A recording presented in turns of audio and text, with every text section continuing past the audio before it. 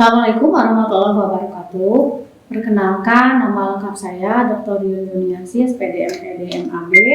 Saya adalah dosen di Universitas Sangga-Buana, Fakultas Ilmu Sosial dan Ilmu Politik di program studi S1 Administrasi Bisnis. Pada semester ini saya mengampu mata kuliah pokok yaitu Manajemen Pemasaran, di mana mata kuliah yang saya ampu di Prodi Adbis ini terdiri dari beberapa mata kuliah dari mata kuliah pokok tersebut. Di antaranya adalah strategi pemasaran digital, strategi pemasaran dan praktikum, komunikasi bisnis, dan perilaku konsumen.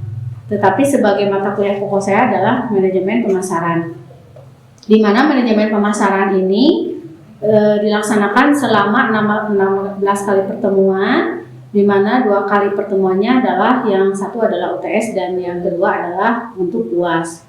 Mahasiswa untuk menempuh mata kuliah manajemen pemasaran ini dimulai dengan adanya kontrak mata kuliah setelah mereka mengikuti perwalian, di mana untuk capaian pembelajaran atau CPL pada Prodi Administrasi Bisnis untuk mata kuliah ini adalah mahasiswa menguasai bagaimana teori dan konsep tentang manajemen pemasaran, mampu menerapkan pemikiran logis, kritis, dan sistematis dalam pengembangan implementasi manajemen pemasaran dengan etika bisnis yang bertanggung jawab. Sementara untuk CPMK-nya, yaitu capaian pembelajaran mata kuliahnya, mahasiswa dapat memahami konsep pemasaran dan fungsi pemasaran dalam bisnis. Deskripsi dari mata kuliah ini adalah memberikan pengetahuan, teknik, dan aplikasi yang komprehensif mengenai manajemen pemasaran. Mahasiswa akan memperoleh materi mengenai peranan manajemen dalam pemasaran, ruang lingkup manajemen pemasaran, perencanaan strategis yang berorientasi pada pasar, serta peranan sistem informasi pasar. Assalamualaikum warahmatullahi wabarakatuh. Waalaikumsalam warahmatullahi wabarakatuh. Selamat pagi teman-teman semua. Pagi Bu.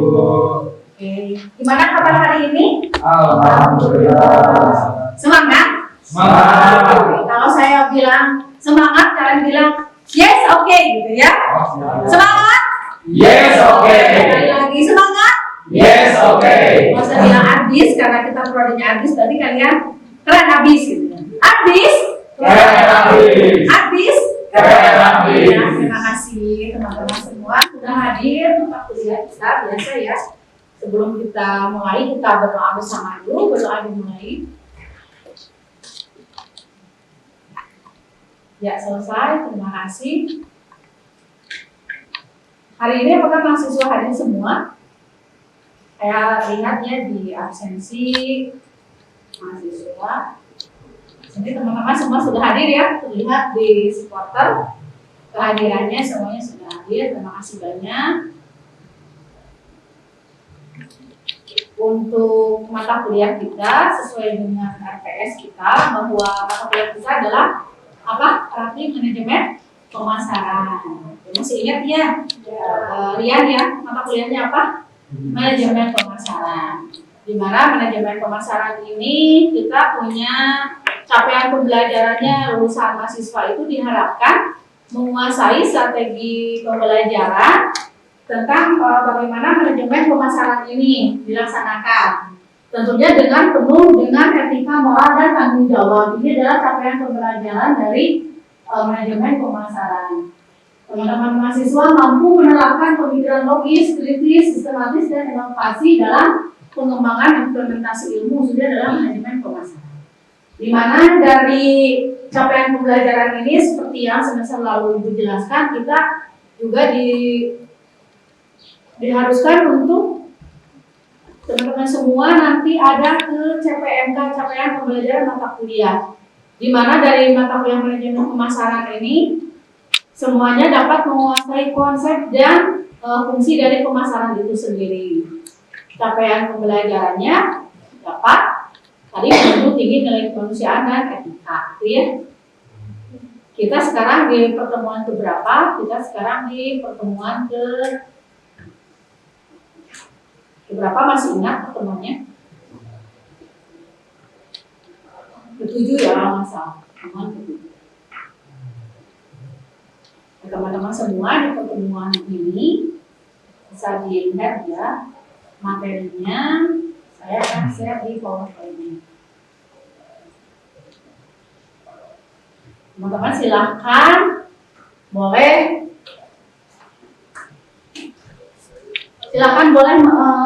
menyimak dan mencatat tentang materi tentang pemasaran.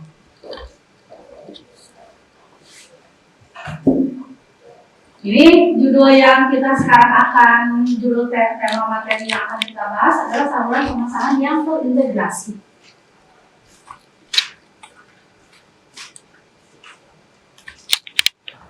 Teori utama yang digunakan di sini untuk pemasaran yang terintegrasi adalah teori komunikasi, tentunya yang digunakan adalah menurut Kotner tahun 2016 bahwa pendekatan untuk mencapai objektif komunikasi melalui koordinasi dan integrasi semua saluran komunikasi pemasaran. Karena di sini yang dibahasnya adalah saluran pemasaran. Fungsi saluran terintegrasi untuk apa? Menjangkau lebih banyak pelanggan, ini ya. Terus ada konsistensi pasar, ada meningkatkan efisiensi biaya pemasaran, mendorong keputusan keberhasilan. Apa saja jenis saluran pemasarannya? Jenis saluran pemasaran kita tahu ya sekarang sudah banyak di media sosial, online dan offline juga ada. Di mana online-nya semua teman-teman mahasiswa sering menggunakan. Di sini ada Instagram, ada TikTok, Facebook, ada video yang dimasukkan dalam aplikasi YouTube. Juga ada marketplace ya seperti Shopee, Tokopedia, Lazada, gitu ya. Juga ada website seperti email dan situs. Juga ada offline-nya. Ini mah udah biasa ya, ada toko fisik, billboard, brosur dan pameran, pamflet mungkin atau baliho-baliho ya, yang di situ memang sudah terintegrasi ke dalam media online. Contoh saluran integrasinya apa? Teman-teman pernah mungkin menggunakan Instagram ya atau Facebook yang nanti dia terintegrasi kemana? Ke TikTok. Baik, TikTok biasanya terintegrasi kemana? Ke Instagram. Sebaliknya dari Instagram juga bisa langsung ke WhatsApp ya, juga ke toko-toko online seperti itu, ke Shopee dan sebagainya. Itu namanya saluran terintegrasi dalam pemasaran ya. Selanjutnya, strategi integrasinya bagaimana? Di sini harus ada sinkronkan pesan di semua saluran, jadi harus sama. Kalau pesannya kita menawarkan produk, misalnya pakaian, berarti sinkron di semua adalah pakaian. Kalau kita food atau makanan, jadi semuanya harus makanan. Disinkronkan dari mulai Instagram, Facebook, ke TikTok, sampai ke YouTube-nya juga sama, satu saluran itu. Tapi kalau kita punya beberapa bisnis pemasaran, kita boleh integrasikan semuanya, misalnya, tapi berbeda-beda ya tadi, terpisah. Jadi kalau misalkan pakaian, makanan, salurannya berbeda. Atau mungkin wisata ya, wisata kuliner, nah langsung wisata kuliner salurannya. Di sini gunakan visual dan tone yang konsisten. Jadi visual itu kan kita menyebarluaskan melalui audio, mau pembicaraan, melalui musik, apa ini harus benar-benar konsisten. Yang ketiganya integrasi tautan antar platform. Nah ini integrasi tautan antar platform antara Facebook dengan Instagram itu platformnya harus hampir sama, yang berbeda. Nanti orang bingung ketika klik di Instagram malah muncul di Facebooknya beda, salurannya juga produknya, berarti membingungkan para konsumen atau pembeli. Ya, gunakan data untuk personal pesan. Ini gunakan data yang ketiganya untuk personal pesan ini. Jadi data-data untuk pesan itu harus benar-benar sudah terintegrasi ke saluran yang kita gunakan. Nah ini ada ya, nah, saya mengambil salah satu studi kasus sederhana saja. Di sini ada brand kopi mantul atau apa ya banyak lah namanya. Ada teaser di TikToknya ada kopi mantul, boleh dibuka teman-teman kalau bawa handphone. Ada promo belinya di Shopee. Jadi ketika kita buka di TikTok, ternyata di Shopee-nya ada terintegrasi. Ternyata review pelanggannya di YouTube sudah ada. Nah ini jadi satu kesatuan, satu lingkaran gitu ya, satu lingkaran. Terus ada juga reminder story di Instagram, membaca di Instagram adalah story-nya semua bagaimana sih brand Kopi Mantul ini. Terus ada follow up pembelian via WhatsApp. Nah, WhatsApp-nya juga ketika klik nomornya di situ, dia keluar tentang brand Kopi Mantul. Itu ya sebagai studi kasus yang tadi sederhana. Tetapi ada tantangan di sini. Tantangannya ada manajemen konten yang kompleks. Nah, terus ada juga konsistensi pesan di banyak platform. Nah, ini kadang-kadang tidak terintegrasi pesan-pesannya, ini yang sulit. Terus ada keterbatasan SDM dan teknologi. Itu karena tidak semua yang melakukan strategi pemasaran itu bisa terintegrasi. Baru ada yang Instagram saja, baru ada yang TikTok aja. Jadi karena ini keterbatasan dari SDM. Perubahan tren digital yang cepat. Nah, ini baru aja mempelajari satu tren aplikasi, ternyata bermunculan aplikasi yang lain yang begitu cepat teknologi, sehingga ini dapat mempengaruhi tantangan terintegrasi ini. Ya. Nah, sekarang sebagai penutupnya materi ini apa? Pemasaran tidak cukup satu saluran, betul.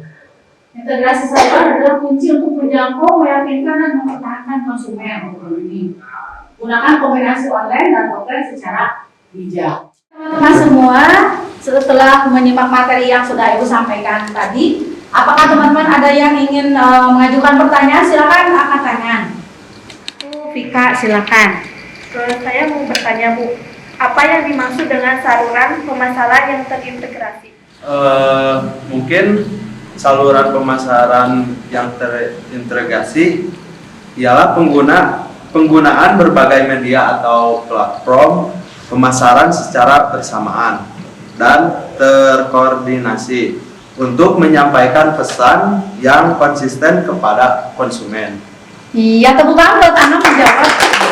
Pertanyaan yang sangat bagus dari Vika, juga jawaban yang bagus dan tepat dari Ana, bahwa saluran terintegrasi itu adalah saluran yang digunakan oleh strategi pemasaran tersebut, oleh penjual tersebut atau produsen tersebut untuk mengintegrasikan semua platform atau aplikasi yang digunakan khusus untuk mereka memasarkan produk atau barangnya, seperti itu ya. Jasa juga bisa ya, bukan hanya produk atau barang saja. Oke, untuk pertanyaan kedua silakan. Ya, silakan. Apa tantangan dalam menerapkan saluran pemasaran terintegrasi? Jawabannya apa ya kira-kira teman-teman yang tahu? Apa katanya tantangannya tadi? Tantangannya apa tadi? Oke, Teh mungkin tahu, silakan tantangannya apa ya? Oke. Kalau izin menjawab, Iya, silakan. tantangan sendiri karena setiap platform itu mempunyai karakteristiknya masing-masing, jadi kita harus menyesuaikan gitu. Misalkan dari TikTok sendiri audiensnya seperti apa, kontennya trendingnya berbeda dengan Reels di Instagram, di Facebook, karena audiens setiap platform itu berbeda, jadi kita harus bisa menyesuaikan gitu untuk pembuatan konten-konten terkait produk kita. Tepuk tangan buat Teh Sisi. Pengalaman Teh Sisi sedikit berbagi dengan teman-teman semua di sini. Makanan, tempat main, staycation, liburan.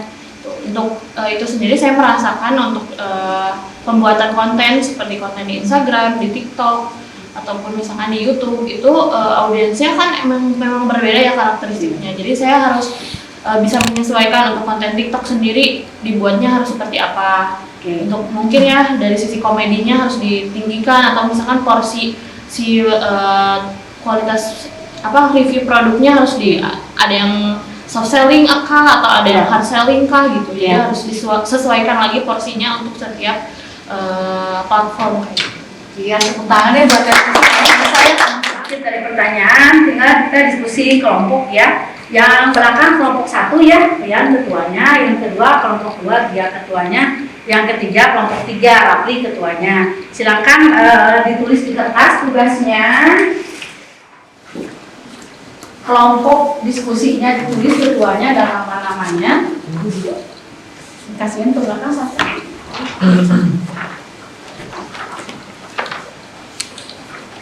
Ditulis nama kelompok dan nama mahasiswa dan NPM-nya.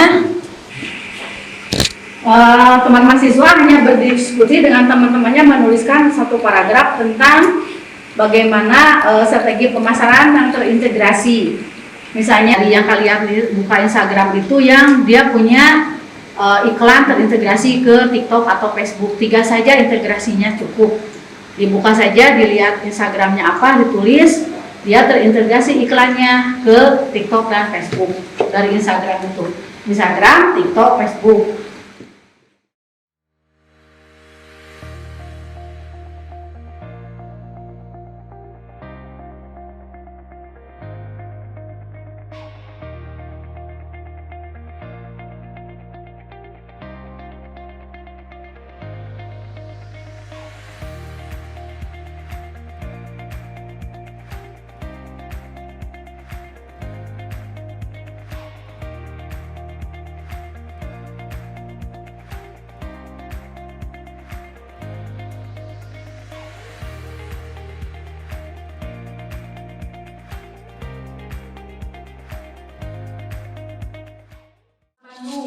Di sini terintegrasi ke Instagram, juga banyak followersnya. Di sini juga konten kreatornya juga cantik-cantik.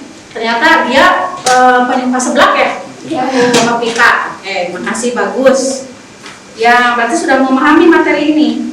Kelompok yang ketiga di sini pasti lebih bagus karena ada Teksisi juga ya sebagai konten kreator mahasiswi. Di sini ya ada berbagai pengalaman dari konten kreatornya. Di sini ada konten kreator tentang wisata kuliner.